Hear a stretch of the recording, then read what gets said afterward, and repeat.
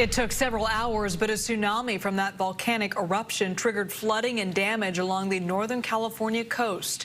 KPIX5's Kit Doe on what happened when the ocean water suddenly rose. Talk about deja vu. We are back here in the Santa Cruz small craft harbor that got damaged by the tsunami over the weekend. This is the exact same harbor that also got hit by a tsunami 11 years ago. This drone footage captured the drama as it began to unfold Saturday morning. The surge of water coming into the mouth of the harbor and tossing the dredging vessel around like a toy boat. The strong current entangled the pipeline and multiple anchors as the smaller vessel tried to minimize the damage.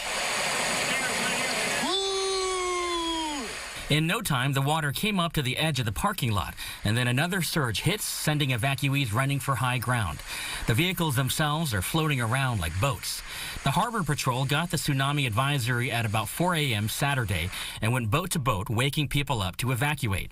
Jason Steinberg woke up in a daze and got out just in time. He says the surge came to within 2 feet of the top of the piling. It is, and it happened within 5 minutes. It jumped 9 feet in 5 minutes. Saturday's tsunami damaged at least 3 pilings, and the salt water flooded half a dozen electrical transformers, knocking out power to 500 boat slips, about half of them. All new construction after the previous tsunami in 2011 apparently fortified the harbor.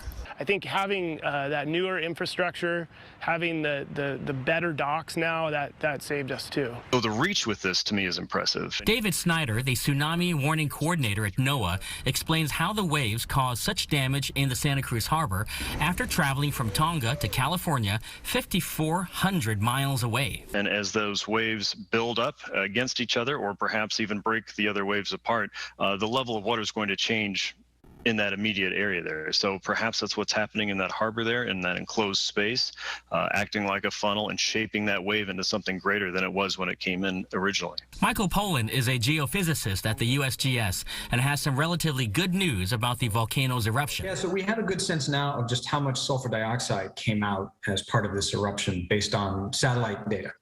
And it's not quite as much as might have been originally thought. So it's not the sort of volume of material and gas that would have a noticeable impact on climates. Tom McLaren's boat was tied to that piling, but it was not damaged. He says he dodged a bullet.